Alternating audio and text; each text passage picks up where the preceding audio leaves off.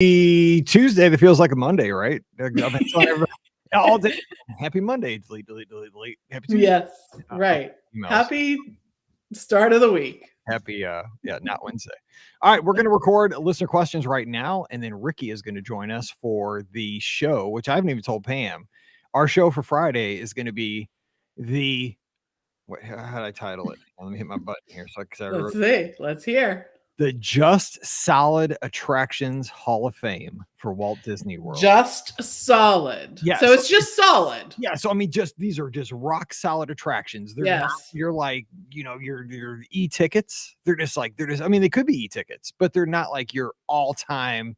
It's not your Spaceship Earths or right. They're just solid attractions. Right. You're glad when you get a chance to do them. Right. They help fill out your day. They're all the time. Yes. Reliable stuff. Like it's like, you have your Hall of Fame baseball players, right? But I mean, you have those guys who are just dependable, who get the job done every day. That's right. It takes everybody. You know what you're getting. Like, you've never very rarely disappointed with that player. They're not going to hit 70 home runs in a season, but you put them in there, you're good. Everyone can't be a superstar. Yeah. And I'm ripping this off from another podcast that I heard. So just, that's what you do when you've done this for a little while. Somebody did this with, maybe that's what our podcast is. We're just solid. Maybe I hope.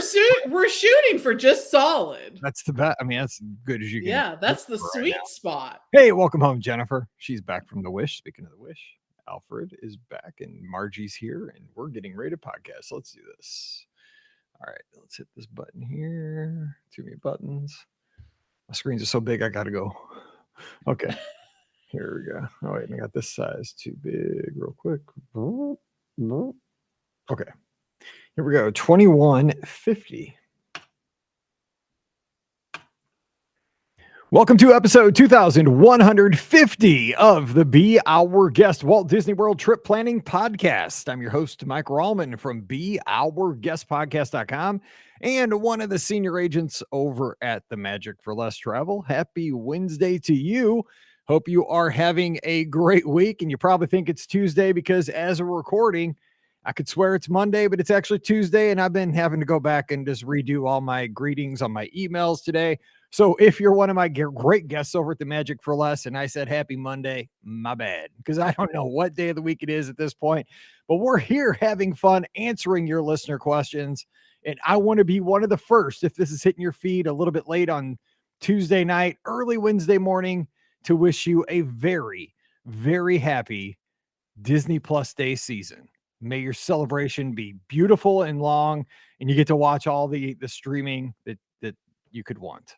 It's a beautiful thing. And everything's blue, apparently. I don't know why. I guess because the logo's blue on the app. I don't know, but maybe you decorate your house in blue decorations. I have no idea. So joining me today to answer those questions, if we can tear her away from the remote for about 40 minutes, we have the co-owner of the Magic for Less Travel, Pam Forrester. Pam, happy Disney Plus Day. I know. Tear me away from the remote, huh? Yes. I'm trying to get all my Disney Plus in before whatever. But before we get too far into this, I want to congratulate Mike on being named one of the superstar travel agent there for the unofficial WDW guide, which is awesome. And it's the 7th year in a row, Mike. 7th. Dude, I'm keeping the streak alive. I don't know how that's happening. It's great guests over at the Magic. It's all about my guests and the team at the Magic for Less. But yes, it's been 7 years in a row at this point. Whoa. Very cool. Very cool. So we're among a superstar. I guess we're not just hitting for just solid here. Well, honestly, it's an honor. I mean, it's a matter of we have a great podcast community, and the podcast community not only supports our show, but supports me through the Magic for Less. And I thank each and every person who has reached out. I always give my personal best to make sure that you guys all have great vacations. All the agents at the Magic for Less do that because I have tremendous colleagues who fill in for me when I go on cruises or to Disneyland, to Walt Disney World for races.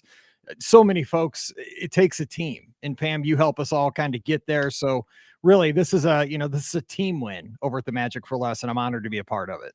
Yeah, it's awesome. We have a great team and we have great agents. So much deserved, Mike, really and truly. So And you know what the best part of this whole thing was, right? I told my wife, right? I got, saw the thing, I saw the article. So actually one of our listeners sent it to me. I had no idea. And I saw it on Twitter. And so my wife sent me that little gif of, because I love Anchorman, like Ron Burgundy, one of yes, my heroes. yes, And I yes. got the little gif that said, I'm kind of a big deal. And I cracked it. I'm still laughing at that because I don't think that, but I'm like, when your wife sends you that, that's hilarious. You need to show it to your children. See, I keep saying that because, like, I wanna pick, like, where we go to dinner, and I keep getting overridden all weekend because Paige was home. And when Right. Paige is home, Mike doesn't get to pick dinner or ice cream or anything. Like, Paige gets to pick everything. I'm like, "Hey, hey, hey, hey, hey, hey, 7 years in a row, man. Come on, man. Can't we go get Mexican? Come on. Let's go. That cover anything? So Look at did you not even get to pick look, dinner? look, it's right here. I'm kind of a big deal." Doesn't that check does not cash. I'm just saying Mhm. it just bounces. You need a But t-shirt. yeah, right. All right. So let's answer some listener questions. That is why we're here. And the first question says, idea for party day. Hey, Mike, I've been listening to the podcast for almost 2 years now. My husband, son, and I go to Disney so often. My son, who is 15, is tired of Disney, but goes to make me happy. Okay, real quick, just an aside. Your son is at that age, 15, where he will do that, right? But it will pass. Like there's that, Mhm. when they're kids, the younger, they love it, they love it. That middle teen years, a little rough. They'd rather be at home with their friends, but then it comes back. So you've seen that with Hannah. Paige was kind of there for a little bit, but then it comes back around once they go away to college and they're broke and they just can't go back. 100%. Yeah, Yeah, Hannah jokes like all the time that she's hoping that I'll continue to pay for vacations for her for many, many years to come. all right. They got to be broke for just a little while, then they appreciate it. Okay, back to 100%. Amy's email here. We're no longer rope drop to park closing people. We enjoy the resort experience. Um, and let's see, and experience what we like from each park. This year, I convinced my family to go for a quick trip to catch the Christmas party and hopefully the candlelight processional. So my plan was to fly down on Thursday, go to the party on Friday, Epcot on Saturday, and then fly home on Sunday. This year, we're hosting a foreign exchange student from Spain. This is his first time in the States, and he literally knows nothing about Disney. He doesn't even know what the different parks are. Since he hasn't been, he asked if we would spend more time in the parks than we normally do. And my son must really like him because he said yes. Here's my question on the party day, what should I do beforehand? I was intending to wait for the party, but that's not until 4 o'clock. My other concern is I'm 45 and I can't do rope drop at one park until midnight for the party. That's just not in my genetic makeup. Any suggestions? I'm so excited to share this part of the world with our new family member. Take care. Thank you, Amy. First of all, I think that's awesome. I've always wanted to have a foreign exchange student. Now we don't have room in our house for another body here. I'm trying to get Paige, like, she's partially moved out. She's living in Chicago, but all of her bed and stuff is still in the room. I want to make the podcast studio. Probably will never happen. I have dreams. I'm still out in the main area of the basement, but one day, and we definitely are not getting a foreign exchange student. I'll never get a studio. Um, so what do you think here? Because I think this is a great opportunity, but I would want to spend more time in the park. I mean, I'm thinking your son's 15. He's been many times. Do you need to be there? I mean, could they go rope drop and you meet them? Yeah. That's what I'm thinking. I mean, but 15 is kind of, you got to be comfortable with that at that age, I guess.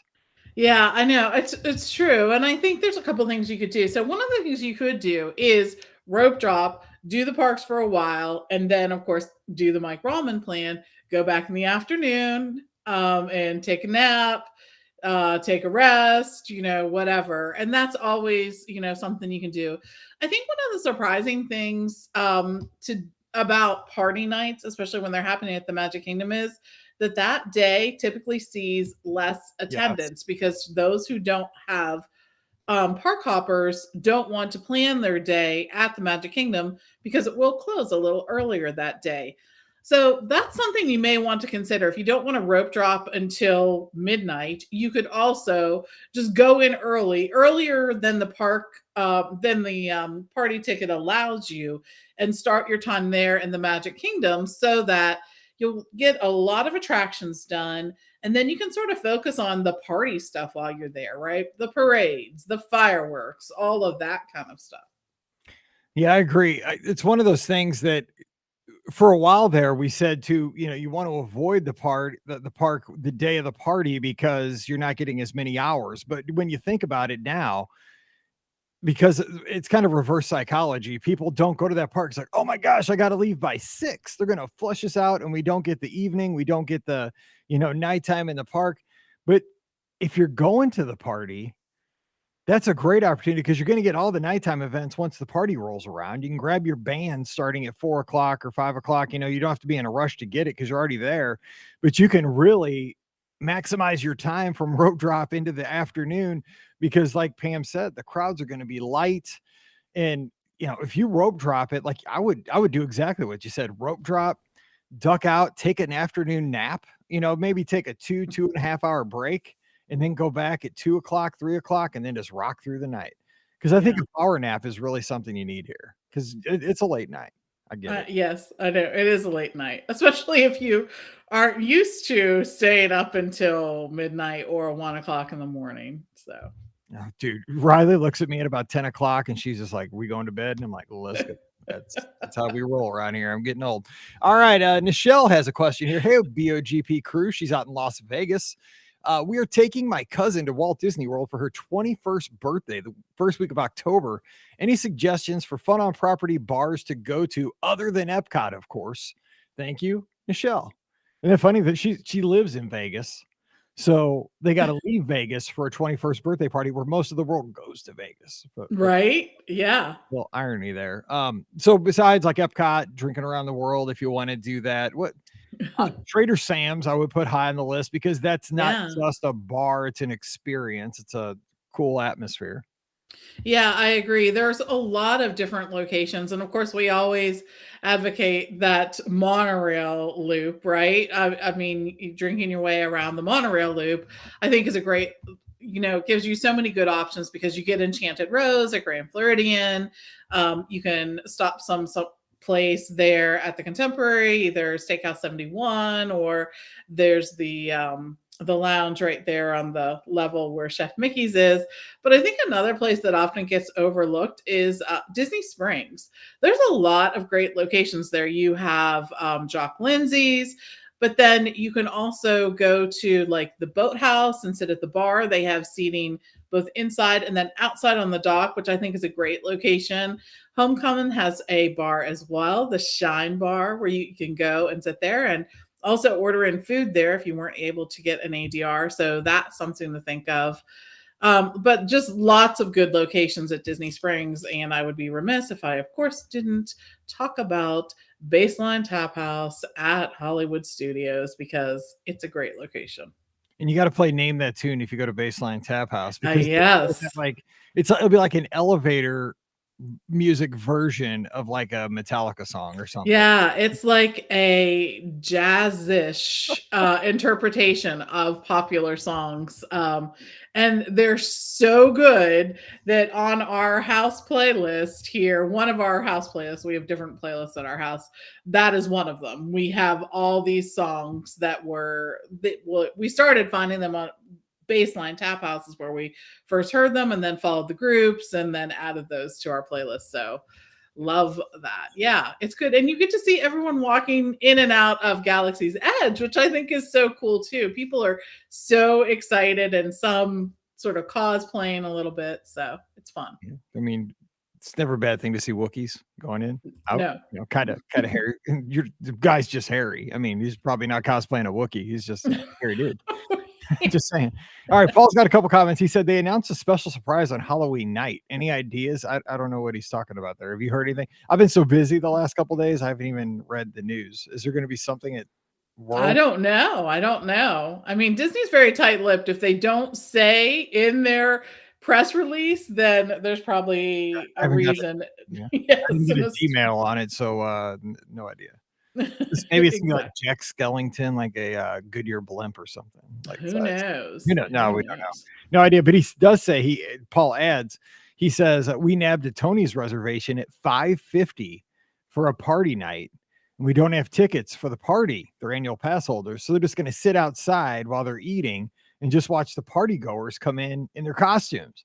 I love Yeah. that idea because that way you can just kind of, you don't have to, I mean, if you want to take in the atmosphere till the bitter end, like you're really, I mean, you're sitting there and you're stretching it out until they absolutely kick you out without a ticket. That is a great place because you'll see the excitement of people coming in. You'll see all the costumes and you'll get a little taste there for a second. You're not really Right. getting the party, but that's a great idea. That is a class. That's a Mike Rallman idea because that's where you can save money, have a decent meal, and just kind of chill out and enjoy the atmosphere. That's great. Yeah, I agree. And it is so fun. I mean, I cannot tell you the amount of time, energy, effort, and money that is put into some of these costumes, right? Crazy. Yeah, yeah, definitely. They're better at it than I am. That's 100% for sure. And shout out to Don, who is tuned in right now from out at the Disneyland Resort. He's out there pre D23. And also Kelsey, who is Mm. tuned in live right now from Disney's Old Key West Resort. Oh, I was dreaming about Old Key West actually just recently. Steve, my husband was trying to say to me, like, I would like to go to Old Key West and spend like an extended period of time there. That's what Scott Because did during COVID. Remember, like he worked from there. He almost moved there. I think he got his mail forwarded to Old Key West. Like we did that at Saratoga. We were able to do it at Saratoga. Like literally, we spent a lot of time there. So, anyways. okay. Speaking of Wookiees, we have a question for you, Pam, from Kate. Okay. She says, last week you're talking about upgrades. I want to ask Pam if the captain's table at the Star Cruiser is worth it. Seems a good price. I think it was 50. Well, it did change here. I think it was $50 per person. We're a family of 3. Me and my hubby love the food and are adventurous eaters, but not big drinkers. Benjamin is a picky eater and only going to be 7 when we plan on going. Now, this did go from, I believe, $50 to $300. Did it? I think that was the photo package. No, maybe that was a photo package. Okay, I'm sorry, but Captain's Table price. You're making poor Kate be like, "What?" I'm just trying to give everybody, but I know the Captain's Table price did increase. I've Did seen increase. the headline And many times. Maybe I don't have the exact number.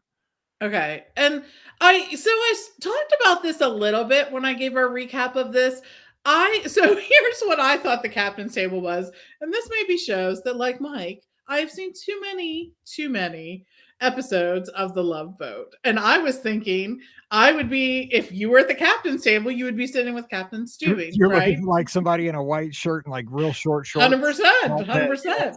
And you were going to get all kinds of insider information, right, on the ship and whatnot. But the captain's table, like Kate is sort of alluding to here, is just simply extra courses. And there were a couple of people that stopped by the table at different things, but not so much dining with the captain. So if that's what you're looking for, I'm going to save you some because Captain Stewie is not there, nor was the captain of our ship. She had a lot of stuff going on, though. There was a lot of stuff going on. So we understood why she wasn't there at dinner that night. But so something to think. Is the captain's table though on the Star Cruiser? Is it like is it in a prominent place? Oh, yes. So it's like the head table at a wedding reception or something. I mean, it's like in the middle of the room, and there's like this chandelier sort of above it. So it's a great location. You're going to have a good view of the entertainment that night, so you will be able to see that. I just I think it's what you're expecting of it. And I had said this, but it bears repeating. I think that while the food, they gave it some exotic name, right, and made it sometimes look exotic because we've all seen that blue shrimp, right? It was very familiar food, and none of it was that wild or out of this world, I guess. How do you talk about this without sounding very kitschy or trying to be like, right, it was out of this world, but it wasn't really out of this world kind of thing. So it was all familiar and just looked really cool and had a great name. So you could be an adventurous eater at this and really not be an adventurous eater. I mean, you're eating yes. shrimp, but you're eating blue shrimp. Like exactly eating blue shrimp on the planet. Right. And I'm sure it wasn't called shrimp. So I'm sure it was called pork. Something. some other space creature that we were doing. Yes. Yeah. But so if you want to have the extra courses and that seems like something that's really appealing to you, then I think the captain's table would be for you. And we've had guests go and really enjoy it. I just want you to know what it is going into it, because it's not really clear on that Star Cruiser site. We get a lot of guests who are like, yeah, I was looking on the Galactic Star Cruiser site and it described this, but it didn't really describe it. I'm like, exactly. Well, bottom line is I would pay $300 to eat at the captain's table with Captain Soup, and God rest his soul, because that would have been the greatest experience ever. I mean, if you could have thrown in, I would have gone up to $500 for, like, if you could have thrown in Isaac and Doc and maybe a Gopher in there too, Julie, I'd have been like, dude, this is the greatest. Man, that would be awesome. And they're all still around except for Stubing. Maybe we could get them on the Wish Cruise. I know Right? they have a deal with I know. I think Oh they man. lines, but yeah. I know. I would really like him to be. I would really like Isaac to be my bartender. I know Isaac would be the get, right? If we could get him, dude, I would pay for his cruise if he'd sail Seriously. on the Wish. Dude, that'd be the. I just want him to just walk around every time I see him. Just give me a double guns like he did. The funny thing about all of them, though, is they literally had many jobs. Like they had a job title, but then they ran around doing all kinds of other things besides that job totally. title. Like the bartender. I mean, sometimes he was driving the ship. Like, how's that work? I mean, who taught you how to steer that big old thing? You know, Isaac wasn't bartending. He bartended maybe 25% of his day. If that. That's true. Yeah, but he did get like halfway through the run of the show, he got like his officers whatever. Like he did, but you could still be can you still be an officer and a bartender? I don't know. I guess back in the 70s, everything was good, you know. So I mean, there's a lot of stuff going on there that was kind of sketch. I'm just saying, like, you're the captain of bartending. Whatever you need. And you know what? Honestly, Stubing was like a wholesome guy for all the stuff that was going on his ship. It was a little yes, that's yin true. and the yang there with that. The doctor would be so out of a job at this point. Seriously, dude, my wife and daughter would not be sailing on any cruise ship that Doc is on. Not ever. The dude hit on anything that moved. Okay. Carrie's got a question about Run Disney. Please, let's get away from this. All right. She says, hope you had an amazing holiday weekend and watched some great football. I did. Our high school and college team won. So go Howl and go Mizzou. My husband and son are huge Notre Dame fans, and we're sad to see them lose this weekend. They're heading to South Bend next weekend to watch. Hey, you guys hung in there for the first half. I thought you guys had it there for a while. My friend and I have 2 Run Disney questions we thought you could answer. I need to learn how to send well, you're on the listener question show, so here we go. Number 1, are there water bottle filling stations along the race route or just small cups of water and sports drinks? We carry small bottles in our running belts and want to refill them rather than wearing a Camelback. Okay, so here's how it works with the water stations on the course. It's either at the very beginning of the water station or at the very end. I think it's typically at the very beginning of each water station. There will be volunteers that will fill your bottles for you. So if you're carrying a belt and you're carrying your own water with you, you just hand them your bottle. They'll dump it in. Now they don't have like filling things. They just have huge like water, like 2 liters. They'll dump it into your water bottle and you go. But they also have, just so you know, just if you've never been out on the course, they'll have water for a little bit, and then they'll have the sports drink, which is Powerade, which is trash, but I drink it. I wish they had Gatorade. But, when you're thirsty, you're thirsty. But so you'll have like the water. So if you need your water bottles, that's usually first. So watch for that. And then you just got to kind of yell, water bottle, water bottle. And somebody will jump out and refill you. Sometimes you got to be verbal about it because there's going to be fewer of these people. Most people are just grabbing the cups, but it's going to be water bottles, a few volunteers there. Then it'll usually be water for about 3 or 4 tables. Then you have a little space and there'll be Gatorade, or not Gatorade, but Powerade, the sports drink. I want this during the summer months. I want to be able to be water bottle refilling stations at all the parks. Yeah, they can have it between lands, like the transition is like the tables. Yes. And like as you go from like Liberty Square back to the hub, you just take your cup and there's like always a janitor just throwing it away.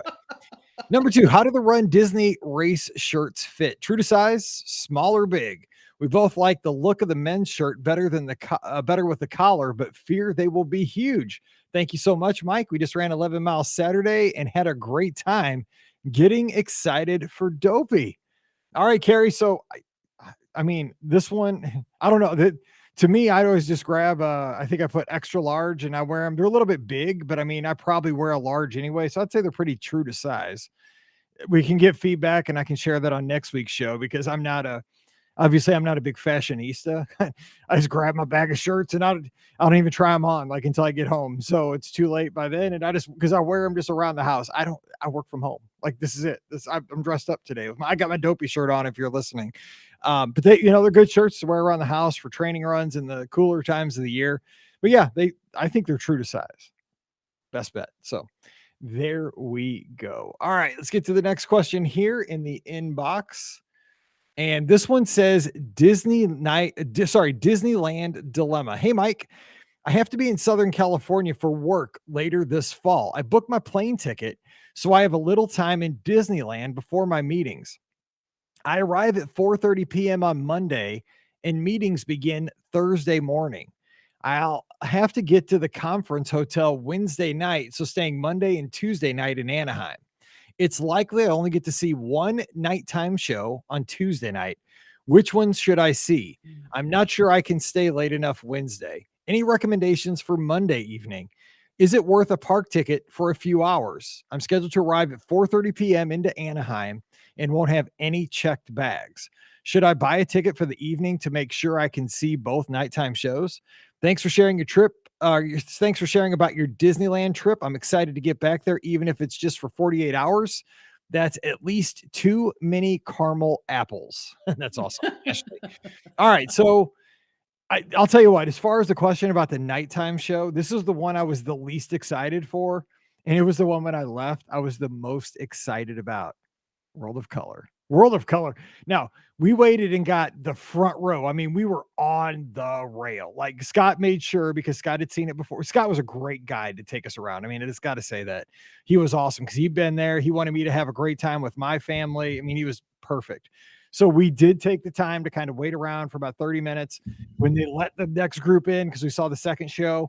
We rushed in. They told us like 7 times, you may get drowned where you're standing. We're like, cool. I got a jacket on. I had a hood up. I'm like, bring it on. I feel like I'm at a Gallagher concert or something. Let's do this.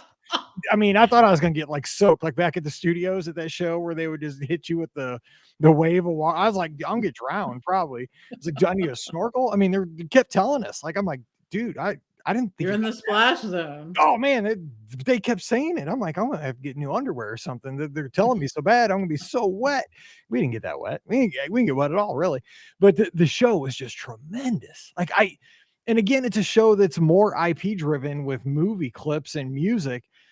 And I'm not a big fan of Harmonious, but I love this show. I don't know if it was just how close we were, how beautiful the water shooting out, how it just maintained its color up for like 100 feet in the air. The pastel colors. Stunning. I mean, so what do you think to this? I mean, World of Color knocked my socks off. So World of Color is fantastic and actually one of my favorite nighttime shows ever, to be joined with every other nighttime show I've seen. So I love them all. I love the nighttime shows.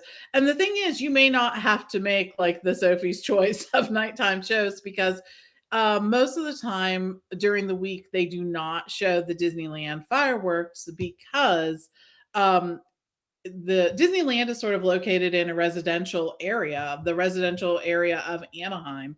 And so at some point, the Anaheim residents or whatever sort of got together and Disneyland then scaled back their nighttime shows, and they're typically only on weekends, but you'll have to see, like, watch that and see how it goes.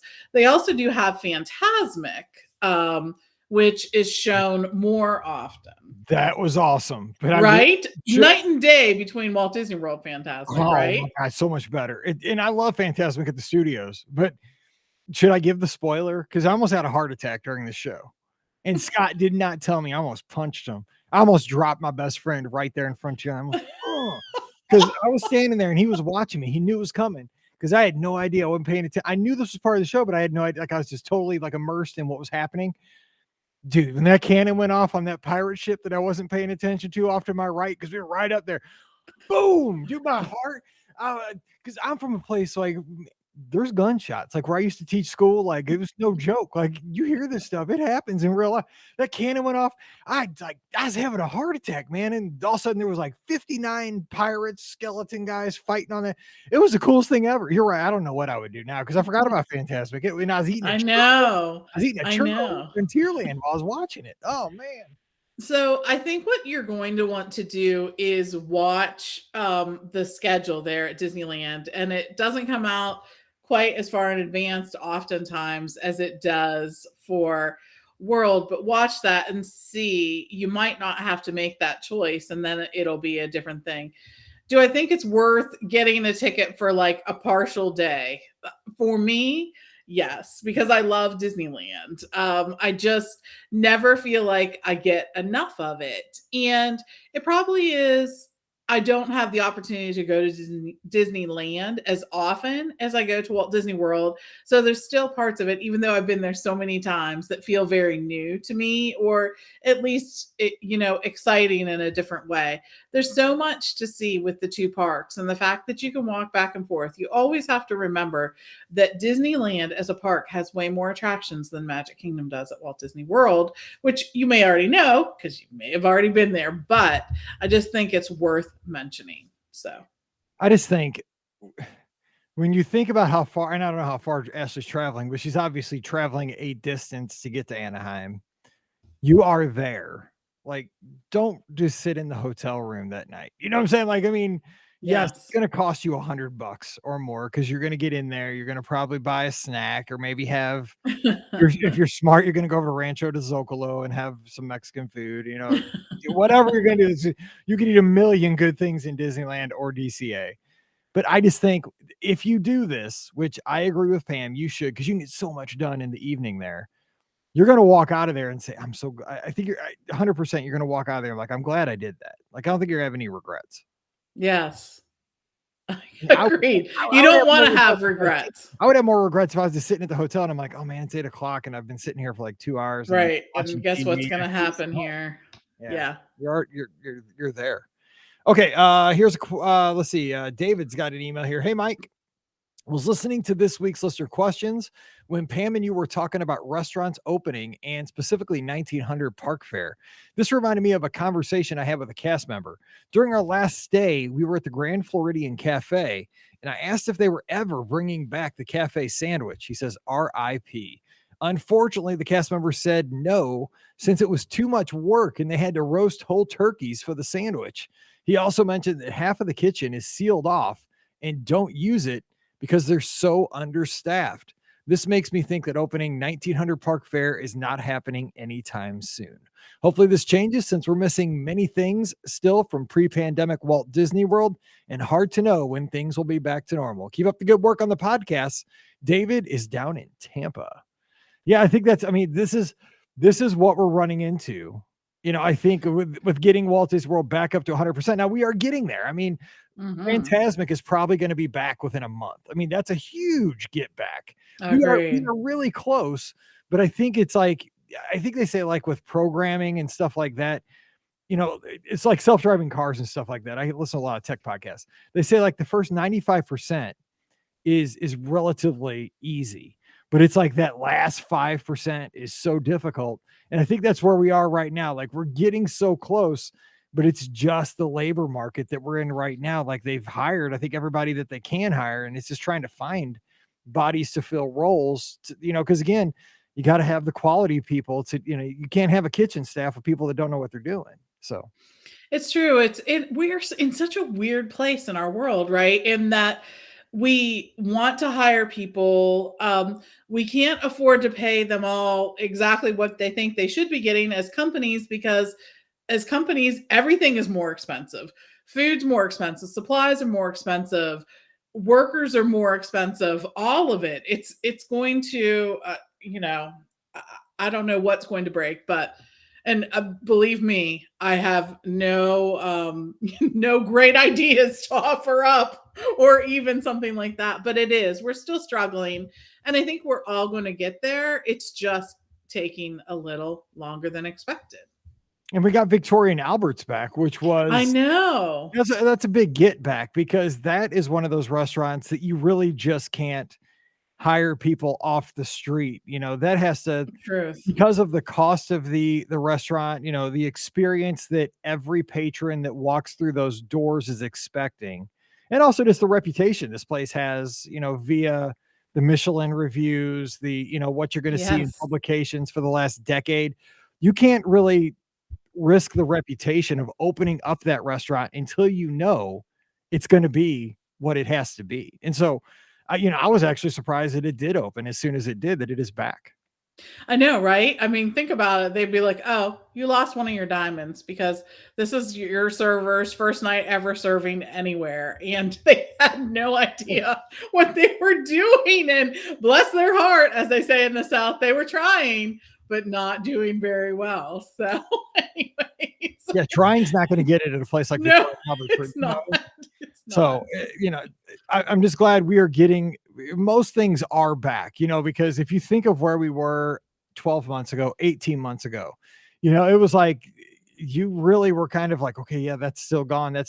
There are still things missing, but it's kind of rare now. Like It Bibbidi is. Bobbidi Boutique's back. That was one of those things I didn't think was going to come back forever. The Harmony Barbershop is back.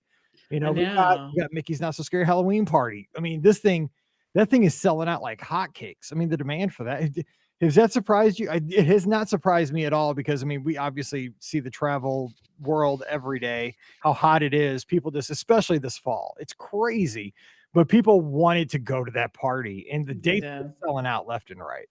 I think the parties in general, people, it was so funny because think about it leading up to the pandemic. Do you remember how there was a huge debate across the internet about whether party tickets are even worth it or not? And look at how it has come back in that space. The people are just like, I want to do it. I want to do all the things. And I that has to be attributed at some point to the fact that we miss stuff. Like we all miss stuff and we don't want to miss stuff anymore. So we're doing all the things. And I like that. I mean, it's a great way to, go all in, as they say. And so I think so. So if you were holding off buying party tickets Dude, for any of the Walt Disney World parties, don't hold off any longer. yeah, the Buy them. show ends in about 10 minutes. You better book them. Send Mike an email. Just saying. All right. Michael's got a question here. Good afternoon. I wanted to see if you had the answer to this question before I call the hotel. I'm getting water in Powerade delivered by Amazon Prime. Am I able to have it delivered for Saturday when we're arriving on Sunday? They didn't have a date for Sunday, so do I have to wait until Monday? I wasn't sure if they would hold it for the day. Thank you, Laurie. So I've had stuff delivered to the hotel. Now, a lot of people ask this question. And so here's what I do when and I've had like things like, I mean, back in the day when they were allowed like a selfie stick sent to Walt Disney World because I wasn't sure I was going to get it on time at my house, and we were going to be at Walt Disney World for 10 days over the summer. So I just had it directly mailed to Animal Kingdom Lodge. And the way I just do it is I just Google the address of the hotel. So I Googled Animal Kingdom Lodge address, and I put that address, and I put care of Mike Rallman, guest at Animal Kingdom Lodge, and I put arriving, and I put the date I arrive. And I've never had an issue with them holding it. And I've had it, arrive maybe a day or two before I get there. They don't throw it out. So I think as long as you're a day or two, you're pretty safe. I've never had an issue with that. And I've had it done 3 or 4 times. What have you had any experience with that, Pam? Yeah, I'm not sure about the grocery thing. I think that would depend on what you're delivering and whatnot. Does it need refrigerated? All of that stuff. They also remember that for packages, Mike, they have a delivery fee. Yeah. Walt Disney World does like I've had stuff I've ordered from Amazon too, stuff that I've forgotten, and there is a fee to pick that up. I think one of the safest things you're going to want to do is contact both Amazon Prime. I think they have a chat or something to see if it's okay if you won't be there when it's delivered, and also your Disney resort. But yes, we have traditionally been there when we get the deliveries from either Amazon Prime Now or Instacart or one of those services. So.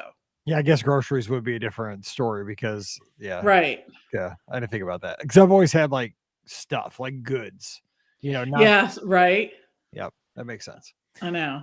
All right, last question of the day. Now, I don't know if we have an answer to this one, but let's give it a shot because I love it because it is from Sharon, who is in Sydney, Australia. I love our listeners. I love that we have listeners in Australia. That just blows my mind. Okay. It says Disney Wonder Down Under. Hey, Mike, Ricky, Pam, and Scott, love your podcast and have been a listener since 2019 when we visited Walt Disney World and did a cruise on the Disney Dream for the first time. Hoping you can help with rumors circulating in Australia at this moment. How about that? We're helping with rumors that are circulating in Australia. That's Okay. is the Disney Wonder headed our way to Sydney, Australia in October of 2023? This will be a dream come true for many Australians, and any information you can provide would be greatly appreciated. Thanks and look forward to your next podcast, Sharon. Well, we don't know anything official, obviously, until Disney announces it. But here's what I say about cruises. And this is what I tell everybody, my friends, my family, my guests at the Magic for Less. Cruise ships are mobile and they go where the demand can go. And the more Mhm. ships you have, the more opportunity the cruise line has to explore new destinations and new home ports. We're seeing this right now. We have a cruise ship that for the very first time is based out of Fort Lauderdale. We've never done that before. But these ships will go where the demand goes. And, the more ships that are in the fleet, the more opportunity you have to explore new markets like that. And I would imagine Australia would be a very, very popular destination for not only the Australians, but I would because of the Disney brand, and I would expect there's many, many Americans, I'm talking about myself right here, that would love to go down to Sydney, Australia and kind of explore the city for like a week and then catch a cruise, and like do a little cruise out there and then come home and have that comfortable experience, but also explore a very cool place to go that is very far away. We don't know, but what do you say to that? Yeah, I mean, I think it would be really interesting to see the Disney Cruise Line travel to Australia. I don't know if it will or not. It's a long way, right, to get there, depending on where they're leaving from, and it then is a long way back. And I would wonder, like, are they going to want passengers on the ship as it travels from either some of the ports that it's in now to get over? I don't know. It's interesting. I think there's probably a point in time where people were having this conversation about Disney Cruise Line sailing to Europe or Disney Cruise Line sailing up to Alaska, right? We never knew whether it was going to happen or not. And look, now we do. It goes there frequently. So, well, I'll keep our fingers crossed for you because I am sure that that would make things easier for a lot of folks. I don't want to have to pay for the gas bill going to Australia. Like, I don't want to have to fill the tanks. You know what I'm saying? Yeah, Yeah. right. Don't. I hope Captain Stubing isn't like Ramen. Fill her up real quick. We're gonna down to Sydney. I'll come on the cruise. That'd be terrible. All right. Well, hey, that's listener questions for the day. Thanks for hanging out with us. If you have a question, drop it into the inbox. It'll go right to the top. Mike at beourguestpodcast.com. We'd love to answer that on next week's show. Don't forget, our show is always brought to you by the Magic for Less Travel. The agents are standing by right now. So if you plan an amazing Disney cruise, get a great onboard credit. You're going to pay the exact same price. Why not get some extra fun money to spend on the cruise and get personalized service? You're going to have a better experience and get money in your account to have fun with. It's a win-win. Also, Walt Disney World, Disneyland Adventures by Disney. Just swing by themagicforless.com today. Fill out that free, no obligation quote form. Will take care of you from there. So check them out today over at themagicforless.com. Please also use our Amazon affiliate link when you shop online. One extra click really helps us out. beourguestpodcast.com/Amazon. And a sincere thank you to the patrons of the show. You guys make all this possible, and I thank you so much for that. Our patrons also get Mike in the Midwest, that bonus podcast every week. So if you'd like to get in on that, come on over to patreon.com/Be Our Guest Podcast. Give Pam a follow on social media at TMFLTPam. I'm at Be Our Guest Mike on Twitter and Instagram. Would love to have a follow this week so I can talk to you. And don't forget, you can join Scotty G and myself this Sunday night and give us a call. And you'll be on the show right away. It's you, me, and Scotty G. We talk all things Disney on Facebook and YouTube every Sunday night, 7 o'clock Eastern, 6 o'clock Central. We'll be waiting for your call this Sunday night. All right, we're going to get out of here and we'll be back again on Friday with a fun topic. We're going to talk about the just solid attractions Hall of Fame. Not the best of the best, but those attractions at Walt Disney World that are just solid, solid attractions. We're glad they're there. They deserve some recognition. They never get it. They're going to be put into our Hall of Fame. So, what would you put in there? We're going to talk about that on Friday. Then we'll continue the conversation on Sunday night's live call in show. So, until we get back together again, for Pam, I'm Mike, wishing you a great Wednesday. Enjoy your Disney Plus day. Stay safe, stay healthy, and we'll see you real soon. Do you want to, real quick, tell Alfred about that Mickey statue behind you, Pam? Because it's visual, so I didn't want to put it on the show because everybody's listening and they wouldn't be able to. So I have a bunch of statues behind me. Oh, the Mickey one. Okay. So that one I actually got because I was one of the top sales performers with our agency and had been with the agency a number of years. And at one point, Disney recognized me for that. And it's there in my yard or behind me in my yard. Yes, but the shelf behind me is kind of my yard right now. The other ones, the silver ones, we had earned as an agency, actually a bunch of different ones. And I don't even have them all here. Feels a little braggadocious, but I get to have the shelf of honors. But yes, Disney recognizes top travel agency sales performers with different agencies in that space too. So lots of good stuff going on. So, funny Me. story though about the ones, the silver ones, it kind of look like the Lombardi trophy that you get Yes. Super Bowl. We had one of those at the Indy Disney meet that we took Yes. out on the road with us to show off, and we dropped it and broke off an ear, and we were like, "Oh crap!" I know. And it was so awesome because Disney loves me so much that they got another one for me. So it's funny, Disney every now and then will change their awards for like top sales performers at different times. Like there's a few, you can't really even see it. There's like some gold ones on the very top shelf, and actually some more of the silver ones, and there's some crystal ones. But for a while, they were giving away these beautiful like lithograph things and do all those things. But Disney's really great at giving gifts, and after a while they have so many things to like hang on your wall that you're like, I am out of room to hang things on my wall. So at some point they moved to different like trophies and things like that. So yeah, I've been doing this for nearly 20 years. So it's been a long run and a good run. It's good to be partnered with It is. Those are awesome to have. They make me happy every time I see them, because especially the silver ones look like Super Bowl trophies. I know, right? I say that all the time. I'm like, these are my Super Bowl trophies. I keep wondering when they'll stop doing those and switch to something else. I hope it's something I can sit on a shelf. Yeah, those are cool. Thank you, Michael. Speaking of, he was at the Indy Disney. He might have been there. His family won a trip to Disney. Oh, that's right. That's right. Disney meet. That might have been the weekend that we dropped that. It was Jeanette, I think. Amazingly, I wasn't the one who dropped it because I'm fumble fingers, but my prints were probably on it, but I swear it was not me that time. He gives an update. He says Olivia's is now closed 2 to 5. Change it over to brunch and dinner, removing chicken and waffles and the Duval Street burger. Oh my God, those are two of the best things. Right. Oh, why'd you have to tell me that, Michael? Just let me not know. Ignorance is bliss. I guess I won't be down for a while. I know. Poor Olivia's not struggles, because it was always great that we could get, a reservation there. But I think there's been many a time that I've been there for lunch and I've been like one of 2 or 3 tables there. And I'm always like, no, why aren't more people here? Yeah, no kidding. Ricky might not be able to join us. The computer's not working. Oh, shoot.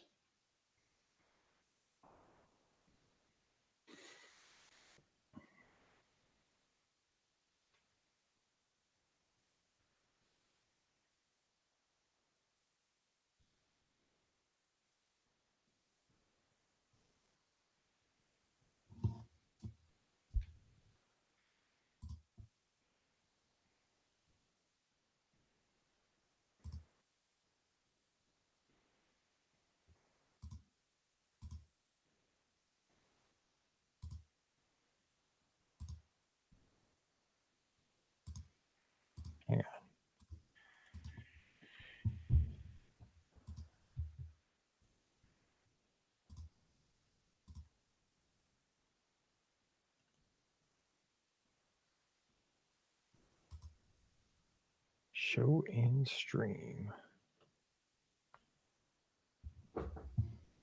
We got a blank box. Come on, computer. Says I'm live. Uh-oh. There. Well, sort of. Hello. Backup. So Hello. I need the backup. Hello. Hello. Can you guys Hello. You hear me? are frozen. Hello? You're frozen.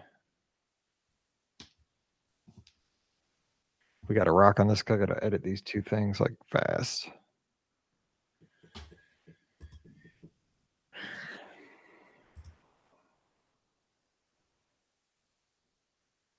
Do you want to start a new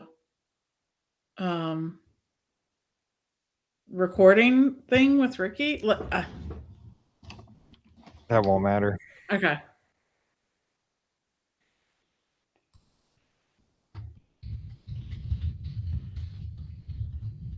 Just go for dinner, Brooke. It's good, and get the buttermilk chicken or breakfast or the brunch on the weekends. The breakfast is good. That is so good, because the problem is with the breakfast or the brunch, it's like there's so much on the menu. Like I just want to get out. Yeah. I can't ever decide.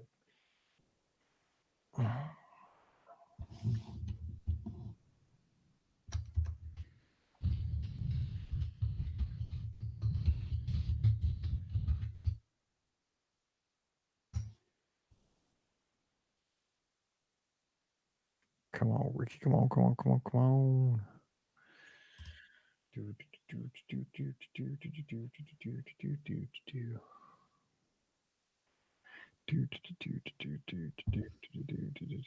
That sounds like the little song that Pepe Le Pew does from the Muppets. Nope, You that's know, the little went down to Georgia. That's devil went down to Georgia.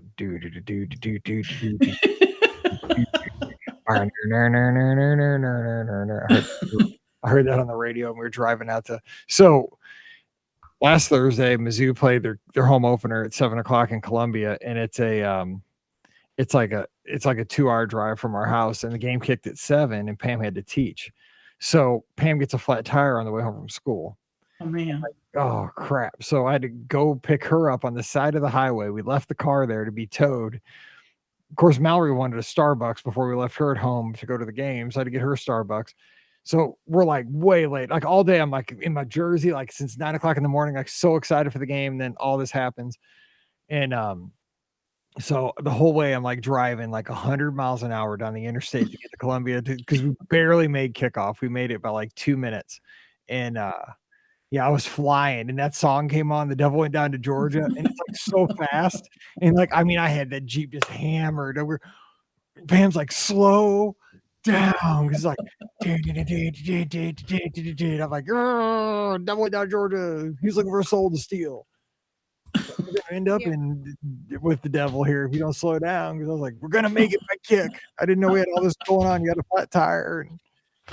Oh man. Hi I'll be guys. there. Hey, what's up? I'll be there marathon weekend, Rhonda Lee, for a whole show, probably twice. How are you all tonight? Good. Good. I'm glad to hear it. I am just hopefully being able to plug in here. Otherwise, I can go without it. But I think you prefer I didn't.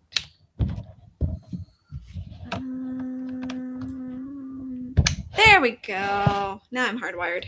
We're good. Good deal. There we go. All right. So what we're doing is the Just Solid Attraction Hall of Fame. So the premise is Wait, I didn't hear any of that. Oh, no, you're locked up. Hear any of it because you cut out. You're locked up again. Frozen. Can you see me? Okay. We can see you, but you're kind of locked up. Give me 1 second. 1 sec. I cannot do this tonight because it's Tuesday night.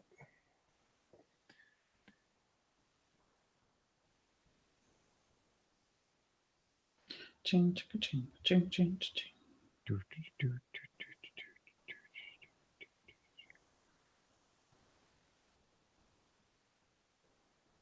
waiting. Is she here? She's staring at my soul. She's staring right there at us. Oh, she's asking to join, but she's already in.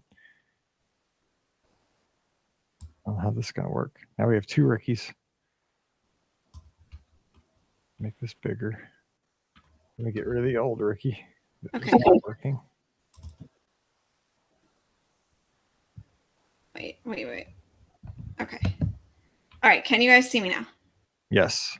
Nope. Not now because you're gone.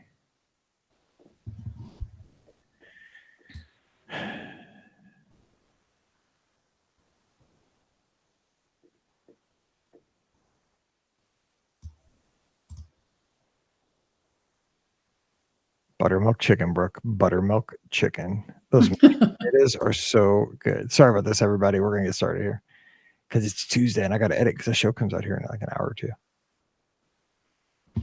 It's supposed to come out on Wednesday, but it comes out like Tuesday-ish. Yeah, because back when you used to have to sync your iPod. Okay. Right. Now I'm here. Cool. You're still Okay. kind of like choppy. I'm plugged in hardwired. So it's going to take a second, but I'm plugged in. So. All right. You said what now about the topic? So we're doing the just solid attraction Hall of Fame. So not the best attractions in every park, but what are those attractions we would put in the Hall of Fame that are just solid, Okay. good attractions that need recognition? They don't get them. Got it. You need them. It's like your utility player that you put in the lineup. You know what you're getting. Like they're not going to hit 500 home runs, but they're just going to be a good solid player. Like, And good. I want to make sure you know what I want to talk about as well, right? Yep. Okay.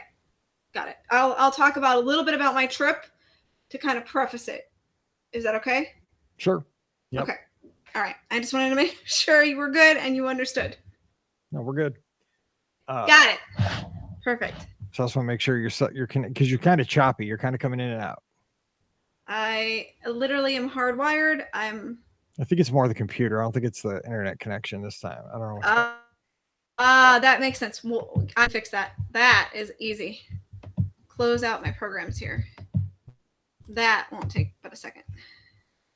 Got it. Okay, we should be good now. Close this one. And that should be fun. We should be good. Ah! They're all closed. Hear me okay?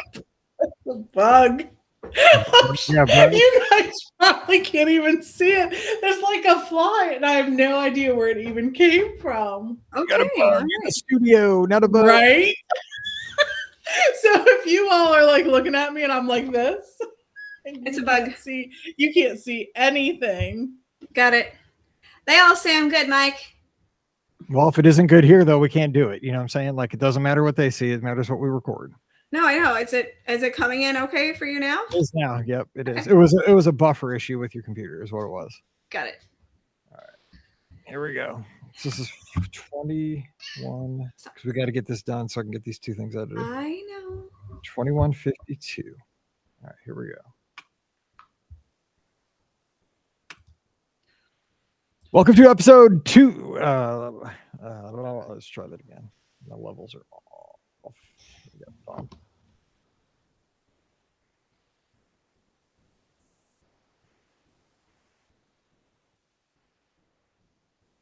We start on 53. Why? I have no idea. All right, here we go. Who's that?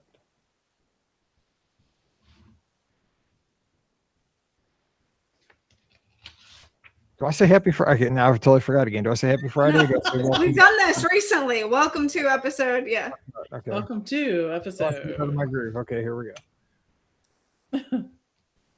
Welcome to episode number 2153 of the Be Our Guest Walt Disney World Trip Planning Podcast. I'm your host, Mike Rallman from BeOurGuestPodcast.com and one of the senior agents over at the Magic for Less Travel. Happy Friday to you. And yes, it was only a 4-day work week for a lot of folks. So welcome to the weekend. Hopefully it feels a bit early. That's never a bad thing. Now, of course, this weekend, no 3-day weekend. Just got to make all your fun in the next 2 days. But I'm confident you can make that happen. I believe in you.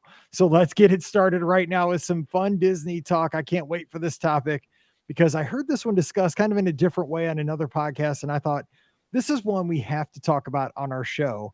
And I'm excited that we have the OG panel assembled to do that today. So joining us from the mouseforless.com, we have Ricky. Ricky, happy Friday. Happy Friday. I am so glad to be here. Had to miss Wednesday's show due to scheduling, but I'm here and so glad to be here on a fantastic Friday. So it's a good day when I'm here, right? Yes, we're glad to have you back and back Thank from you. Walt Disney World, which we'll talk about here in just a second. So yes, I made a little impromptu trip that I wasn't planning, but definitely was a fun trip. So yeah. All righty. Also joining us, we have the co-owner of the Magic for Less Travel, Pam Forrester. Pam, what's going on? I hope you have recovered from your Disney Plus celebrations and you have done your Disney Plus. No, right? Does the season continue? Like, do you keep your Disney Plus tree up until like the beginning of October? How's that work? Yeah, I think you can keep your Disney tree, your Disney Plus tree up. I think then the next thing you have to consider is when are your holiday trees going up? When's your Christmas tree going up? So I like to put mine up about October 31st. So we'll go after Labor Day until the end of October can be Disney Plus tree and Halloween tree. Okay, a mixture. I like that. Yes. We'll just come at it all. I mean, I have been rocking the blue shirt for this week's podcast just in honor of the season, of course. Disney Plus. Yeah, true. And the thing is, your Disney Plus tree could also double as a Hanukkah tree, which I know I'm melding a bunch of holidays out there that may not even go together. So not trying to be offensive, just trying to be funny. No, we exactly. Them all. We celebrate all. We celebrate all things. We have friends who celebrate Hanukkah. We have friends who celebrate Christmas. We have friends who celebrate Disney Plus Day. That's we right. Are an all-inclusive family here. No kidding. I mean, exactly. You got to have your Mandalorian. Yes. I mean, whatever. Obi-Wan Kenobi, how they made it special, whatever it was called. The last yes. behind the scenes with the Jedi. I can't remember what it was called, but I'm sure I've watched it by this point because that's really the only thing I'm kind of excited or stoked to watch. And so we'll check it out. I do love I love that miniseries. That was a good miniseries. Okay, so Ricky's back from Walt Disney World, so she want to give us a little mini trip report. So lay it on us, Ricky. What's been happening down at our favorite place? So, like I mentioned, kind of teased, this was not a trip that I had planned. For those who kind of don't know or weren't paying attention in July, I wasn't here for a few episodes. I wasn't feeling very good, and I was quite under the weather. I was very couch bound during the entire month of July, it seemed like, and I didn't get down for a couple of months, and I was kind of sad about that. And so I had an opportunity because I was actually feeling pretty good. And I decided that Brian and I were going to just take a last minute trip down to Walt Disney World. So this trip was a little bit different than previous trips. And that is because I had to take things very, very, very, very, very easy. And that is because I am pregnant. I'm expecting. Yay! So I'm having a little girl, I found out, and she is due in early March 2023. So since I was actually feeling good and up to experiencing the Walt Disney World Resort this weekend, I said, let's go for it. So we ended up going, we did just a little bit of Disney Springs. We did a little bit of the Magic Kingdom. And so let me tell you, first of all, I ate my way through Disney Springs. Pregnant women should not be allowed to go to Disney Springs. Apparently, Scott and I must be pregnant too because we do the same thing. So they shouldn't be allowed because I literally stopped at like every sweet place that I could possibly go. So we started out our dinner journey by going to Wine Bar George. Don't worry, I didn't have any wine, nor corksicles or anything along those lines. But we did enjoy some of the delicious meatballs that they have, the mac and cheese bites, and the cheese was fantastic too. So my first time going to Wine Bar George, and it lived up to the hype. I'm very excited to go back when I can have the charcuterie board, because I couldn't have it this trip. You haven't ring that bell. Okay, good. So we started there, and then we made our way. Well, actually, I lied. The first place we stopped was Gideon's, because I had to get in line for the cookies. So we got in the virtual queue for that, and it took 4 hours for the virtual queue. So make sure you, especially on the weekends, you're going to be in that virtual queue for a very long time. There's not like a holiday weekend, especially holiday weekend. Yeah, holiday weekend, Saturday, so yeah, you're going to be in it for a while. So we did that, and then literally stopped. Let's see, we stopped at Everglades Donuts, picked up donuts. We stopped at Goofy's Candy Company, picked up snacks there, and we stopped at Salt and Straw. Got ice cream for myself because baby girl was craving ice cream. Duh, of course. So we had to stop there too. I literally think over the course of the entire weekend, I brought home probably $150 worth of snacks. So, her snacks were definitely. Let me stop here, because we've had a kid here. You're only eating for 2, right? I mean, but you have to understand, I haven't been able to eat. Okay, so, lost time, apparently. Okay. Baby girl has been making me very sick. That is why I was couch ridden for, a long time. And I literally couldn't get off the couch. So, so I'm much better now. I can eat. Things are staying down now, which is good. So I was like, let's go.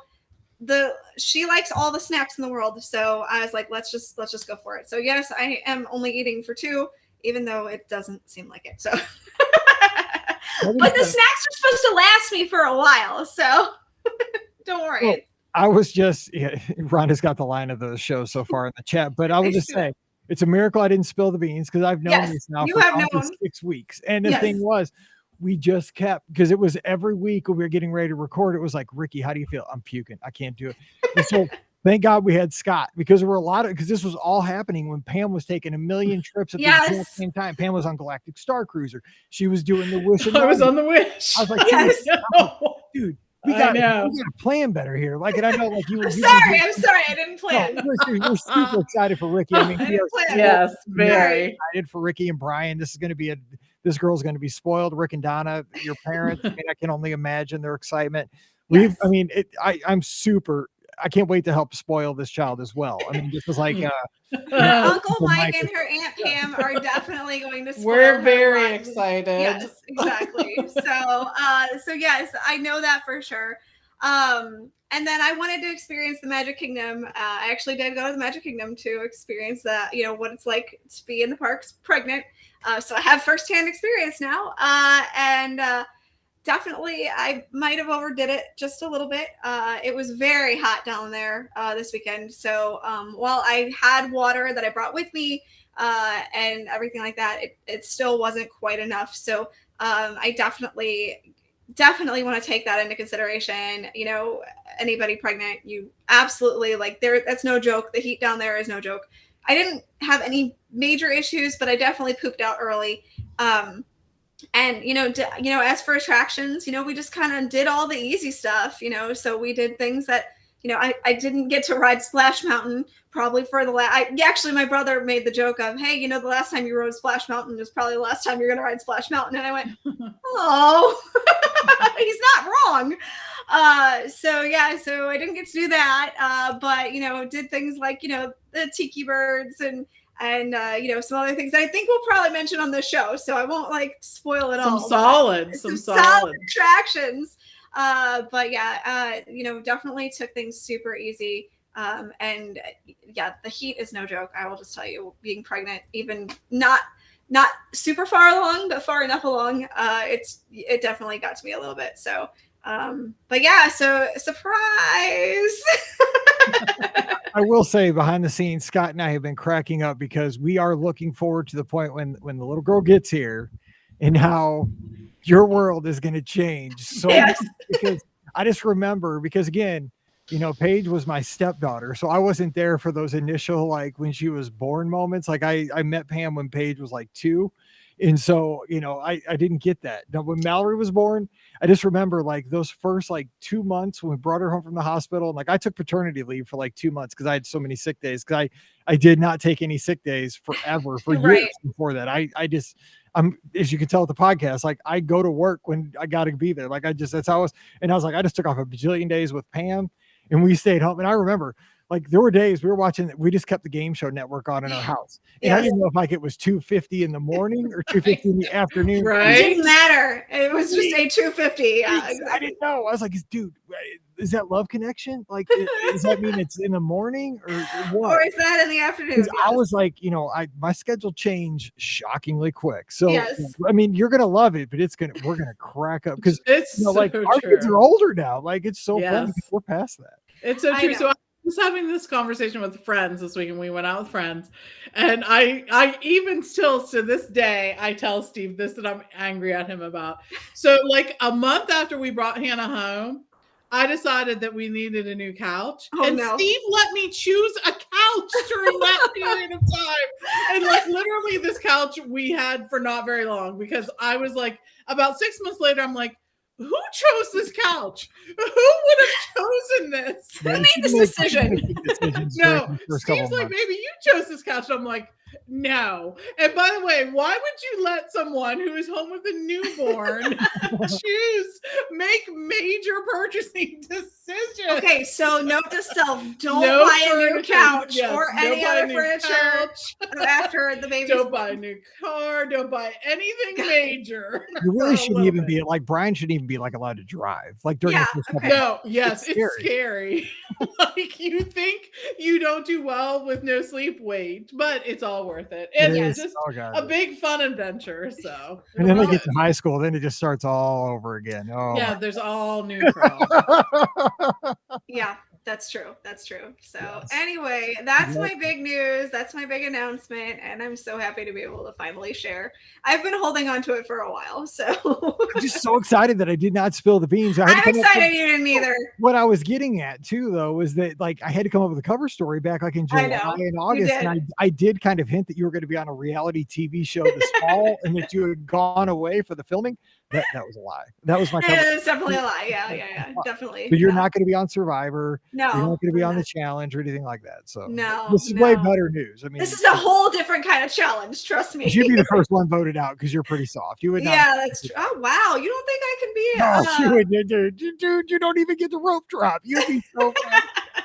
I'd be like, you're out, dude. Are you kidding me? You crack me up, Ricky.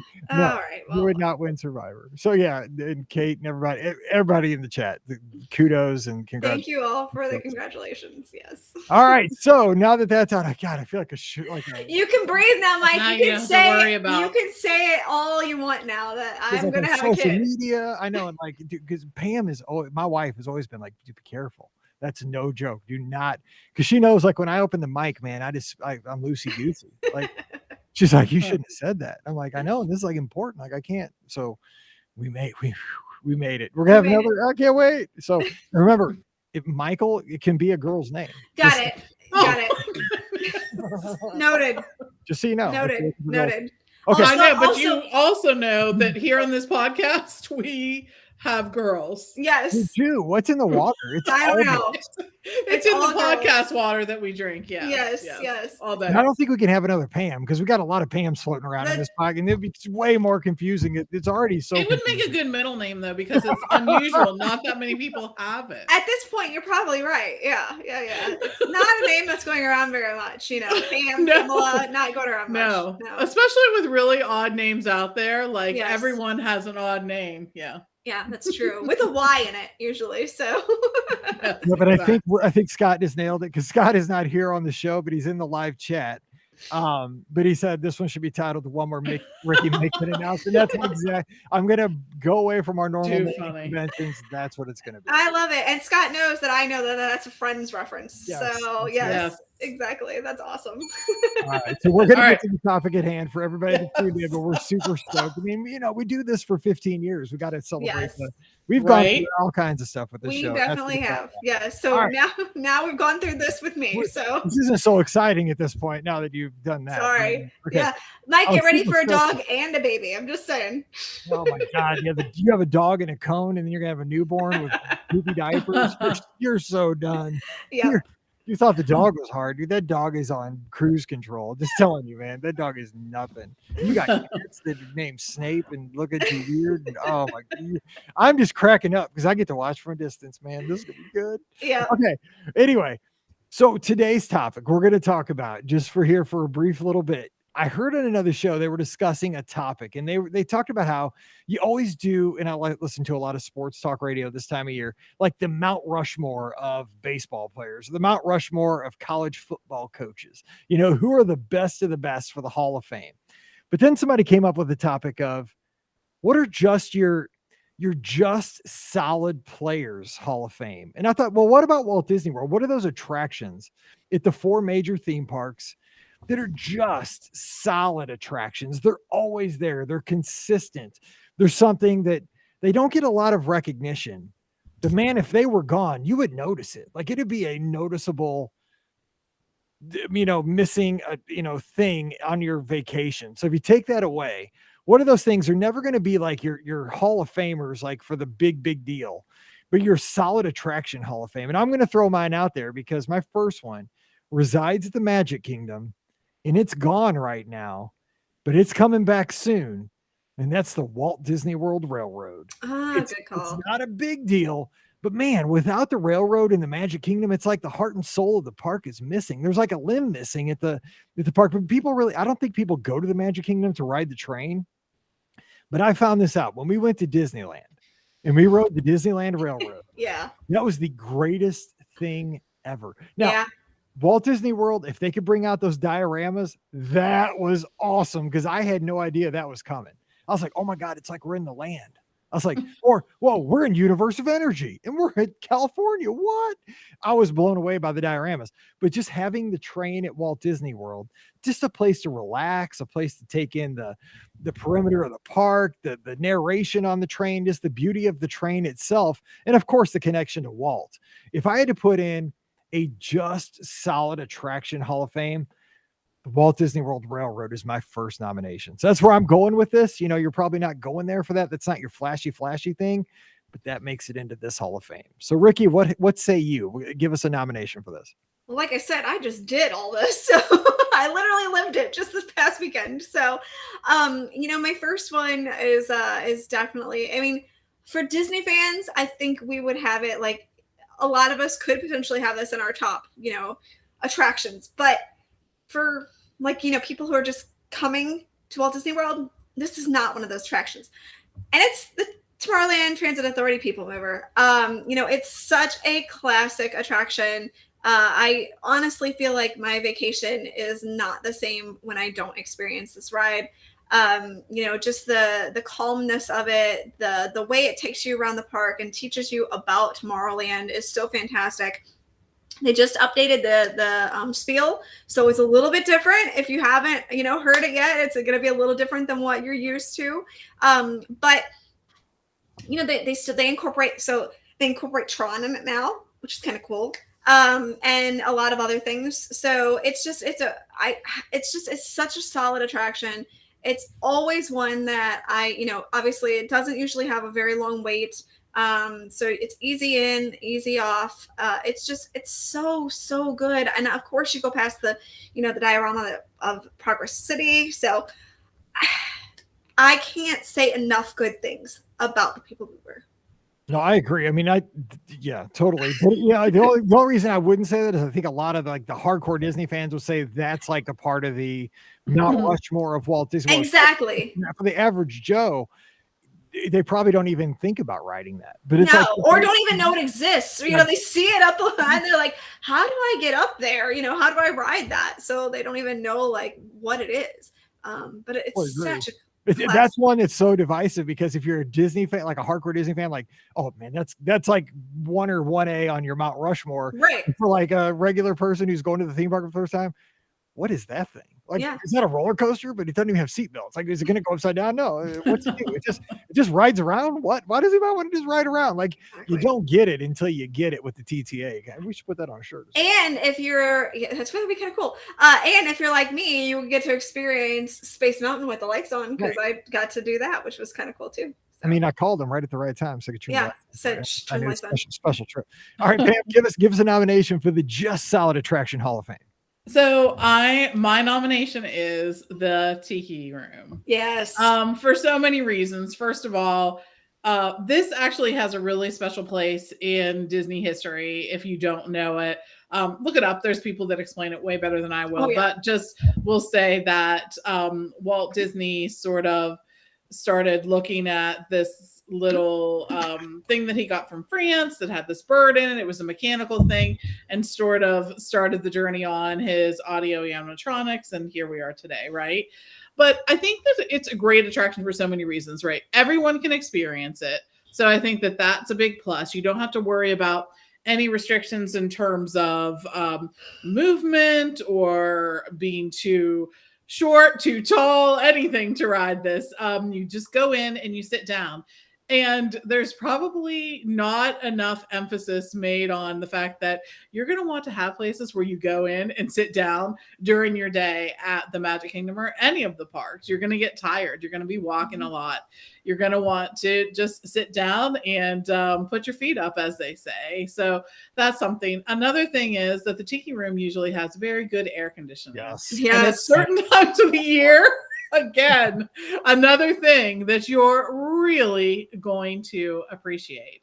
And finally, the Tiki Room, now that you get to bring drinks in, right? Yes. You can do that at World now? I didn't know that. Yes. I was just about to say, that was the greatest thing at Disneyland was taking. Right? I was like a kid, like chewing gum in class when you're not supposed to. Like, I'm going to get busted here, but everybody's eating, so I don't care. It was the greatest thing ever. It really is. So for that reason, it's like the trifecta. You get to sit in air conditioning with a drink. Hello. Not too many places you're able to do that at Walt Disney World that are an attraction. You're going to be entertained during that. So just for that, so many reasons, I think that the Tiki Birds is just a really solid attraction at the Magic Kingdom. All right, before we go around another round here, I'm going to hit up our chat room. We have a lot of folks tuned in live here with us. We appreciate that so much. Rhonda Lee, who's up in Nova Scotia, who always joins us, she says she will put Small World in her Just Solid Attraction Hall of Fame. Totally agree. Alfred has one that I was actually going to submit. It's the Laugh Floor. Nobody really thinks it's a good one. It is. Every time I go in there, I have a great time, whether it's at my expense because I end up being that guy or the guy who won't get up and dance. Gonna buy churros for the whole churros guy. You know, even if I'm not the one who gets picked on, which I'm always glad when I'm not, to be honest, I crack up because it's hilarious just seeing, you know, a little kid that has a sweet little joke or, you know, some guy that hardly speaks English that doesn't really know what's going on. They didn't know what they were going into. They didn't know if it was going to be a ride or a show or what. And all of a sudden the spotlight comes on and mic's in their face. That's hilarious. You know, like that's my sense of humor. So that is a solid attraction. It's just kind of always there. The creativity in that. Let's see here. Also, so that was from Alfred. Vero Mike, and he says, congratulations to Ricky, which we appreciate. He says, American Adventure and Reflections of China and Epcot. Two open attractions. Both great, solid attractions. Good choices. Yeah, totally. So mine's actually over in Epcot for my next time around. Now, this one's kind of like Ricky's. I think this is one of those, it's my favorite attraction anywhere on property at Walt Disney World. I think I know what it is. Living with the Land. Yes. So it's on the Mount Rushmore for big hardcore Disney fans because it's the essence of what Epcot used to be. It's edutainment. It's a long attraction with air, with great, it's got the atmosphere. It's got it all. But try to explain this attraction to somebody who's not a Disney fan, right? Okay. Right. I'm gonna get on a boat and we're gonna go through a greenhouse. It's true. And we're gonna look at like a thunderstorm scene. It's like the roots of trees. Right. We're gonna see the hooves of the mighty buffalo. Right. I mean, People are gonna think You're gonna go flow past an old farmhouse. Right. People are gonna like, you paid $100 to go to this and learn how to grow things. And learn how to grow things. Hydroponics, huh? That sounds like a good day, right? Yeah. Okay. And you're gonna see how in the 70s. right. And you're gonna see how like the fish, they poop, and then the poop becomes the fertilizer for plants, and it's all like a symbiote kind of system. Yeah, right. Okay, we're really about throwing up and pooping on this show today. Yay us. Babies, baby. I'm just saying. And so you're gonna see a lot of that here soon. Yeah, I know. I will. I know. All different shades of not just brown. Just be ready. Don't be alarmed. Just not learn that. I was like, is this supposed to be like that? Cool. I freaked out. Don't worry. So I'm just giving you a heads up on that. If you need any other parenting tips, just text me. Yeah, got it. But I'm just saying, like, when you tell somebody who's not a Disney fan, like, yeah, the hydroponics from a boat. Okay, you're crazy. But it is. I mean, it's just a solid attraction. Always there. Always. I enjoy it. I love it. It's my favorite attraction. So I'm throwing the land in there. So Ricky, give us another. That is, I mean, I knew that was one you were going with. So, I that's why I didn't take it first, but I knew that was one you were going to go with. So I think if I was going to pick one at Epcot, and I know we're not, really trying to go park by park, but, I feel like we have to mention this one as well. And it's the Three Caballeros in Mexico, the Grand Fiesta Tour. You got to do the Grand. I cannot not go to Epcot and not ride the Grand Fiesta Tour. Like, it's just like, it's my body is just like, no, I have to go, I have to veer into Mexico. I don't know what it is, but there's just something about that attraction. Again, it's so like old school, and even though it's been updated, obviously, but like the whole feel of it is very old school overall to me for some reason. And you get to see the old audio animatronics that were in Mickey Mouse Review, and it's just it's such a fun little attraction that people are not paying their money to go to Walt Disney World for, but I can't not ride it every time. I love the boat ride, and it's so calm and relaxing. Of course, you get to float by, the San Angelo Inn, which, by the way, feels so different. You float by the San Angelo Inn, and then you actually get inside the attraction. Two very different feels for that ride, by the way. But it's so fun. And, I know there's been talk over the years of, updating that attraction to, things like Coco or Encanto, or, Encanto wouldn't really fit, but, Coco has definitely been one that has been tossed around. And, it just, to me, I don't think they could do that, because it has such a charm the way it is, the Grand Fiesta Tour with Three Caballeros. Like there's a charm that I think would get lost, along the way if they ever decided to update it. So, and I know it has been updated from, the original, which was El Rio del Tiempo, but still, it's just, it still has the core of that attraction to it. So that's why I still love it. So. Speaking of Tiki Room, you get to bring Dole Whips in. This ride would be just unbelievable. If you could bring chips and salsa on, yes. Just bring guac and salsa, and maybe oh my God, I'm putting it off. Chip restaurant in Epcot, right there in the Mexico Pavilion. I'm telling you, chips, dip, guacamole, holder right queso, salsa, just right there. Come on, Disney, make it happen. You got the opportunity to do this. You sell so much food. Oh man, I mean, seriously, when I go on that ride, I crave chips and salsa so bad. I know. I'm telling you, you'd sell so much chips and salsa. I'd buy it in a heart. I wouldn't even think. I'd just be like, I don't care what it costs. Just hit my magic band. Boop. It's like when you go to the movies and you smell the movie theater popcorn, and you're like, well, I know I'm getting this. It's $20, and I don't even care, because that'd be the easiest money they can make. I bet, just hit me. I don't care. What's it cost? Just put it on the boat. Let's go. Good. Let's go. Roll me through with some chips and salsa. Just give me another round. Okay. Brooke has another option of margaritas on the ride, though. I don't know how that would go. That'd be fine. You're not driving. I don't know. I feel like you might have people up chucking in the water. No, margaritas would be totally fine. I'm with Brooke 100%. Margaritas on that ride would be perfect. Okay, Pam, go ahead though. Bail us out here out of Mexico. So I'm going to give one more for Epcot, since we are sort of heading that way. Not on purpose, but it's what we're doing. Yeah, exactly. So I'm going to say Impressions de France, I think. Yes. Right? Not the awful Beauty and the Beast show. Impressions de France, the original. We were there last time with little kids who were singing their hearts out to the Beauty and the Beast thing. And it was so, so sweet and cute that I was like, okay, yeah, I see it. I get it. Alright. I get what they're doing. But I think too, first of all, this really does remind me of when, Epcot first opened, right? That it was one of those things that was there where you were trying to learn a little more about the country, and they were trying to edutain you in so many different ways. So I love that that's here. Again, this one makes the list with having seating and air conditioning. You can't eat food or drink in there at this point in time, but who knows? Maybe that will come. And now that we have the international staff coming back, I think it's really cool to be able to interact there with them too. So I think this is a great one too. Good, solid choice. All right, so we have some more follow-ups here in the live chat. We have Carousel of Progress mentioned back from the Magic Kingdom. That's a solid one too. I mean, it's comfortable. You need a place to relax. My problem is and I love, don't get me, this is going to sound terrible as a Disney fan, but man, I hit that air conditioning. I never see past the first scene. We just did Carousel of Progress too. It was very nice. For pregnant Ricky, it was very nice. So Brooke gives Spaceship Earth, which I agree that is, but I think that would go to more of the, I would consider that like a Mount Rushmore type attraction. That's a park icon.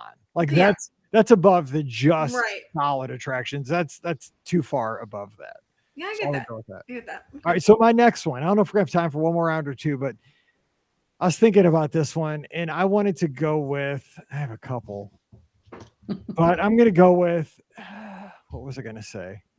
I'll go, okay, Navi River Journey. Because I think Flight of Passage gets all the headliners. That's a good call. It's visual. If you want a visual attraction that's just something to look at everywhere with a lot of new technology there, it's too short. That's my one thing with it. It's too short. Yeah. Agreed. I'll throw that in there. It's just a solid. If it was another minute or two longer, I think it would be perfect. It's a little bit because it even feels short. But when I'm in there, it's because it's like a small world or like a Rio del Tiempo or a Grand Fiesta Tour.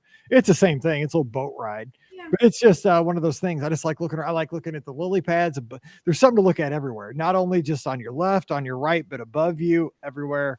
And of course, the shaman at the end. Cool. For sure. The best audio animatronic. Oh my gosh, yes.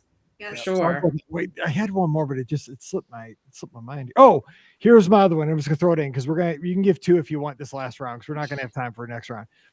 At the studios, it was Frozen Ever After because Rhonda Lee. You mean the sing along? That's that is one of the. And I have come. This is so weird because I've come around to the show, as my kid is 14 now. Yeah. I don't know why, but because you're done with the Frozen, maybe the Frozen fatigue is over. Frozen fatigue for so long. Now that that's probably it. It's not everywhere all the time. Just the people who are in this show are so funny. They're so talented. They are. And I love the way they tell the show so fast. They sing the songs. And if you just watch the audience, it's not just the 7-year-old girl singing the belt, not the song. It's like the dad that's 62, your grandpa, 62 years old from Brazil, who's just, just screaming. And then the snow comes down and I get excited. Everybody gets excited. It is a fun, solid. Rhonda Lee, you win. Yeah, the Frozen Ever After sing along at the studios, definitely going to my Hall of Fame. So I gave two. Ricky, you can give two if you want to wrap up. Got it. Perfect. Okay, cool. I think one that is definitely something that people don't think about a lot is going to be Muppet Vision 3D. It's a little dated at this point. But I think exactly. But I think that's part of the charm of the attraction is that it is a little dated and it's a little kooky and it's a little funky and it's that absolutely perfect Muppet humor that we all kind of know and love and grew up with, so there are jokes that still to this day make me laugh, especially in the the pre-show where they're up Chuck. I crack up every time. Move the show to Pittsburgh. Exactly. There are things that I still laugh at to this day. I think of Pam every time they say that. Exactly. Yes, I know. It's so great. And I love Muppets, and it's so underrated because you get both. You get the pre-show, which is fantastic, and then you also get the actual show, which is also fantastic. So it's two great things in one. It's like peanut butter and chocolate just mixed together. Like you have to see the pre-show, the full pre-show, the full one, and you have to see the actual Muppet Vision 3D. Like I feel like that's, you know, that's where you have to go with that. So and then for, I guess if I'll throw it in for Animal Kingdom, I'm gonna go with the Maharaja Jungle Trek. Again, not something that people do not think of this. It's a walkthrough attraction where you get to see some amazing animals. Now, if you're afraid of bats, maybe not the best choice for you. But the good news is you can kind of sidestep the bats, so you don't have to, you know, experience those if you don't want to. But they're really cool. Like I have to admit, they're really cool to see in real life. So that's really awesome. And then you've got the tigers that are just out there and magnificent as well. So, I mean, that's another one that I think not many people think about, but it's such a great thing. And I skip it a lot too. Like, I'm like, oh, whatever, you know? And then when I actually go to the trek, I'm like, why do I skip this? So I think that's good. And it rarely goes down for like, the ride going down. Luckily the truck is always there. Like it's pretty reliable most of the time. All right, Ricky's she's muted. So okay, go ahead, Pam. Give us your last two, and then we'll call it a weekend. Okay, so for Hollywood Studios, I'm gonna say Toy Story Mania because choice. it has been there for quite a while, right? It's about it at this point. It's so crazy. I know, right? But every time I do it, I'm always like, I love this attraction. It's so fun. You're constantly trying to beat your score or beat the people that you're riding with, or getting off at the end being like, okay, it's 9:06 in the morning. How did someone get 380,000 on this already? And I say the same thing. I'm like, liar. Somebody's got a cheat code. Some 8-year-old cheated. Right? So, anyways, there's that whole thing. I feel that, but it's just a solid attraction. Like they updated one of the scenes a while back, and made it a different scene, but it's fun. It's a good attraction. The queue is awesome, right? You're going to want to go through the queue. So I still love this attraction. A good, solid attraction. Real quick on that one. What's your best, like of the scenes of the games? Like my best one is the rings. Mine is too, and Steve gets so mad about it. Dude, if I'm behind when we get to the rings, man, that's when I make my move. I'm just saying, don't get cocky till after the rings because I'll come get you. So I understand. What about you? Yes, that happens in our family all the time. Steve's like, I was killing you the first two scenes, and then we got to the rings. But then I didn't get that last with the plates, man, and my arm, my elbow. I just from pitching, man. I have to get I'm gonna have to get Tommy John because of that stupid last scene. Right. Okay, Ricky, what about you though? What's your game? I think the rings are the one I do the best at too, but I do actually do pretty well at the plates. So I can, and then and then really honestly, I do really well with the last scene with the bullseyes too. So like I do solid the whole attraction actually. So my arm is dead after it, but I do a good job. We need to do a show on like attractions that hurt you. Oh, that's one that would definitely hurt. Space Mountain and Toy Story Mania. I mean, they're just pain machines, is all they are. That's it. That's out of there. I'm like, oh my God, I need to go. What did I do? I need to call the doctor. For sure. For real. Okay, so Ricky, Pam, give us one more because we don't want to. All right. So in Animal Kingdom, I'm doing It's Tough to Be a Bug. Good choice. Because it really is. It is tough to be a bug. It is tough to be a bug. And there are some great audio animatronics in here with Hopper. When he comes out, like that's legit really cool. And there's some cool effects. Now, the downside of this is if you're squeamish about like faux spiders coming down or whatnot, but it's a 3D, 4D type movie that is still really like relevant and has some cool things that you might not have expected. And I think, it's a good, solid attraction. There's not much that goes wrong with it. It's usually up. And there's usually not much of a wait. So I can do without two things in that attraction though. One, the bee stinging you, and two, I can do without the bugs running out of those underneath. Are the best two parts of the attraction. No. Yeah. I could go without that, but they are very cool effects though, for sure. So everybody, please stay seated while the maggots leave the theater. Exactly, it's such a cool effect. So good, but it freaks people out so much. So. Oh, that is nuts. Yeah, good stuff. So I think we came up with a good list there. Kind of solid stuff that it's just kind of old reliable. It's your Yeah. Cal Ripken Jr. of your Walt Disney World attraction. Yeah. I like it. Cool stuff. All right, so we're going to continue this on Sunday night. So join Scott and I as we have the BOGP open line Sunday night, 7 o'clock Eastern, 6 o'clock Central. We're on Facebook and YouTube, but call in with your suggestions, and we'll add more to the Just Solid Attractions Hall of Fame for Walt Disney World. And Ricky, again, one more time, congratulations. We're so excited for you. Thank you guys. I'm so excited to get to bring baby girl to the parks and, have fun with you guys. With you guys get to experience, a little one all over again. Oh my gosh, right? Sorry. That's crazy. And we get, when the baby starts being bad, we just all get to walk away. And go to Exactly. You're like, oh, that's her problem. Yeah, you guys Not wanna us. do- Woo! we all like we're all just heading over to Maya Grill and having Yeah, food. exactly. Have fun with that, Ricky. We've already been there, done that time. No, it's going to be awesome. We can't wait. All right, don't forget today's show brought to you by the Magic for Less Travel. As always, we want to help you plan a great Disney vacation. This weekend, the agents are standing by right now. Walt Disney World, Disneyland, Disney Cruise Line, Adventures by Disney. We have the knowledge to make your next trip that much better. And the best thing is, the services are absolutely free to use. So check them out today over at themagicforless.com. Please also use our Amazon affiliate link as you shop online. That one extra click really does help us out. It's beourguestpodcast.com/Amazon. And a sincere thank you to the patrons of the Be Our Guest Podcast. You make all this podcasting possible. And as you can tell, we have fun with the show. And we always hope you have fun with the podcast as well.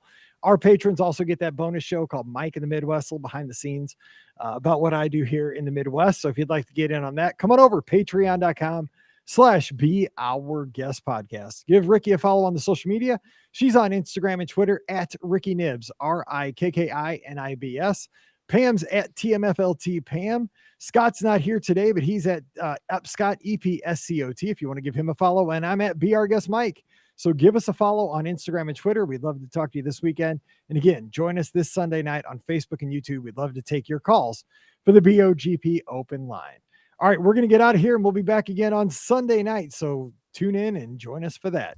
So for Ricky and Pam, I'm Mike, wishing you a great weekend. Whatever you do, stay safe, stay healthy, and we'll see you real soon. Good stuff. That was Awesome. All right. I hope you guys have All a right. great evening. Yep, you too. Glad that's See up. y'all. Yeah, Mike, you don't have to worry anymore. It's Not, done. didn't spill the beans. All right, see you, everybody. Talk to you All later. right. See you guys. Bye. Bye.